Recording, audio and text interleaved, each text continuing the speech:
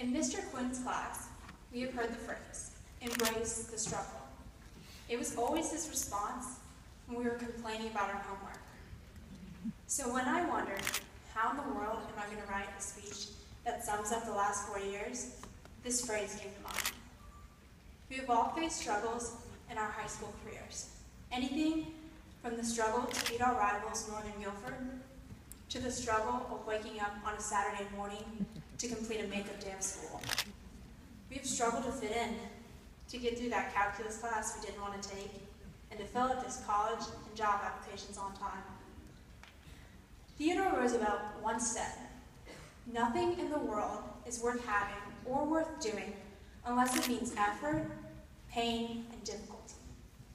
Our high school diplomas, therefore, are worth a great deal because we have put in effort, felt the pain, and had our difficulties. It has taken hard work all along the way to make it to this day. We should be proud of what we have accomplished. Along our high school adventure, we have dodged the administration to avoid dress code violations, pulled all-nighters on projects we forgot to finish, and found any way to make our homework edible. Looking back, if I could give any piece of advice that I've learned from my experiences, is that we need to step back and take a minute to enjoy the ride and embrace the struggle.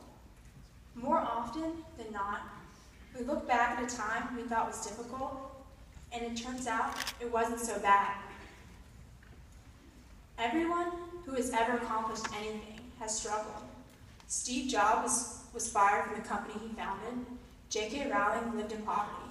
Some of the greatest things, iPhones and Harry Potter, have been products of the struggle. We have all struggled and even failed.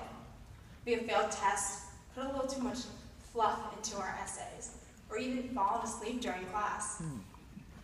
But once all those tests were completed, papers revised, and lack of sleep, something wonderful came out of it. Mr. Vernon's homemade ice cream, Mr. Jones's water balloon war, and watching the "I'm the best" video for the 100th time in Lockridge class. Each of our struggles has given us victories.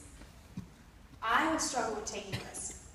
My tennis coach once told me, "Claire, you play matches not to lose." That made me think about how I've played hundreds of matches in the last few years, and I've learned more from losing than I have from winning. From my multitude of losses, I have finally come to the realization that when you play too cautiously, you will almost always lose. There is an internal struggle between going for a shot and trying not to miss. That translates into life.